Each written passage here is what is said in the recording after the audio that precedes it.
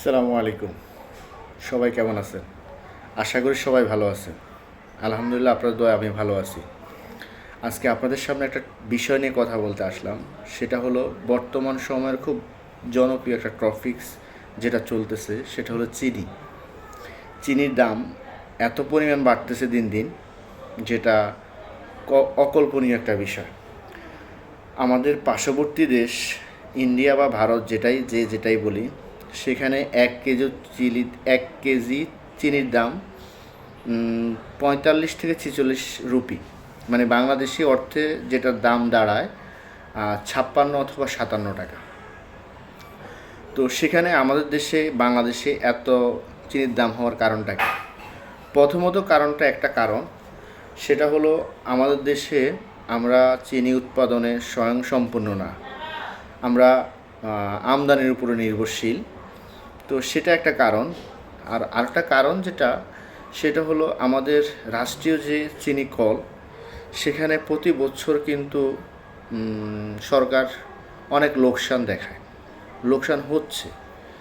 তো সেটা আমরা নিউজের মাধ্যমে জানতে পারি।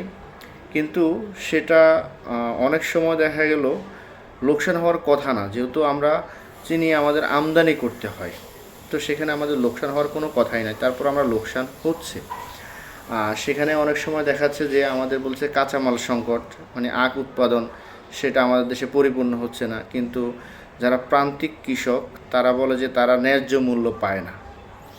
তো এটা একটা বিষয়, এখানে অনেক একটা প্রবলেম দেখা যায়। সেটা হয়তো সরকার যদি সমন্বয় করে তাহলে হয়তো এটা সমাধান হইতে পারে। কিন্তু চিনির দাম বৃদ্ধি হওয়ার মূল কারণটা হলো সরকারের রাজস্ব আয় করতে হয়। একটা দেশ চালাইতে গেলে রাজস্ব আয় দরকার হয়।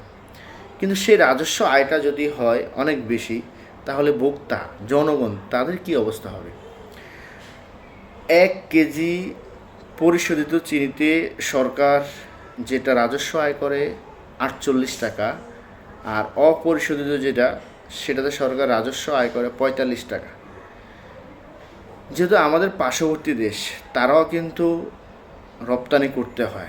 আমদানি করতে হয়। তাদের দেশের অর্থ আর আমাদের দেশের অর্থ ডিফারেন্স মনে হয় আমরা যে দেখতেছি ওখানে 45-46 রুপি, আর আমাদের দেশে 140-45-50 টাকা।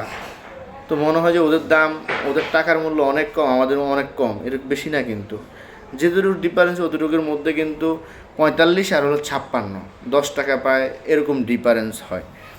তো সেটা 100 টাকায় গেলে দেখা যাচ্ছে 20 টাকা অথবা 25 টাকা, 26 টাকা, এরকম ডিফারেন্স হইতে পারে, এত বেশি না কিন্তু। তো এটা খুবই দুঃখজনক যে পার্শ্ববর্তী একটা দেশে এত কম আর তার পার্শ্ববর্তী রাষ্ট্রে এত বেশি। এটা মানে অনেক একটা বিশাল একটা ব্যবধান। আর আরেকটা জিনিস লক্ষ্য করা যায়, সেটা হলো আপনারা দেখবেন আমাদের দেশে যেহেতু চিনির দাম অনেক কম, তখন কিন্তু আমাদের দেশে অনেক বেশি, ওই দেশে অনেক কম। তখন কিন্তু ওই দেশের চিনি কিন্তু চোরাই পথে বর্ডার দিয়ে কিন্তু আমাদের দেশে অনেক পরিমাণ আসে। তো এটাতে দেখা গেছে আমাদের রাজস্ব আয় অনেক ক্ষতি হচ্ছে। যেমন আমরা কিছুদিন বলতে গত 2023 সালে যখন আমরা দেখছিলাম অকটেন পেট্রোল আমাদের দেশে দাম হলো কম, ওই দেশে হলো বেশি, তখন আমাদের দেশ থেকে বলা হচ্ছিল ওই দেশে অনেক পরিমাণ চলে যাচ্ছে।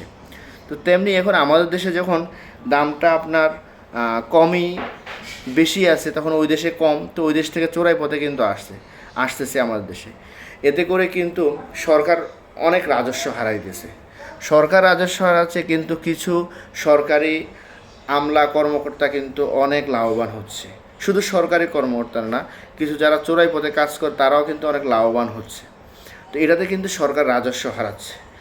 তো আমি মনে করি এটার কিন্তু সমাধান করা সম্ভব। সেটা সমাধান করা সম্ভব কি, সরকার যদি চিনির উপরে, যেহেতু চিনির অনেক দাম হয়ে যাচ্ছে, তাহলে সরকার সেখানে রাজস্ব যদি কমাই দেয়, রাজস্ব যদি আয় কম করে, অন্য যেটাতে রাজস্ব আয় করলে ভালো হবে সেখানে যায় যদি এই জিনিসটা যদি জনগণের একবারে খুব চাহিদা সম্পন্ন একটা পণ্য, সেখানে যদি রাজস্ব কম আদায় করে দেশের জনগণের কথা বিবেচনা করে যদি করা হয়, তাহলে আমার মনে হয় দেশের অর্থনীতিটা আরও মানে সচল থাকবে। আর হলো ভোক্তা যারা আছে তারা পর্যাপ্ত পরিমাণ চাহিদা পূরণ করতে পারবে। স্বাভাবিক এক কাপ চা খাইতে গেলেও কিন্তু চিনির প্রয়োজন হয়। তো চিনিটা কোথায় পাবো? যদি এত দাম হয় তো স্বাভাবিক মানুষ কিন্তু চাও খাবে না, এমন অবস্থা হয়ে যাচ্ছে দিন দিন আমাদের দেশে। মানে মানুষ যদি মিষ্টি জাতীয় কোনো খাবার তৈরি করতে চায় সেখানে কিন্তু চিনির প্রয়োজন, আর চিনি যদি এত আকাশ ছোঁয়া দাম হয় তাহলে সাধারণ জনগণ, একবারে নিম্ন শ্রেণীর জনগণ যারা আছে তাদের কি অবস্থা হবে? অথবা মধ্য শ্রেণীর জনগণ যারা আছে তারা মোটামুটি চলতে পারবে, কিন্তু নিম্ন শ্রেণীর জনগণের কী অবস্থা হবে? তাদের মানে কী পরিমাণ ভোগান্তি এখন ভোগান্তিতে পড়তেছে, এটা যাদের উপর দিয়ে যাচ্ছে তারা ছাড়া কিন্তু অন্য কেউ এটা কল্পনা করতে পারতেছে না। তাই সরকারের এখনই উচিত, এখানে সরকার যে রাজস্ব আয় করতেছে সেটা রাজস্ব আয়টা অনেক সীমিত করা উচিত। ধন্যবাদ, আল্লাহ হাফিজ। আবার দেখা হবে আপনাদের সাথে আরও অন্য একটা টপিকস নিয়ে।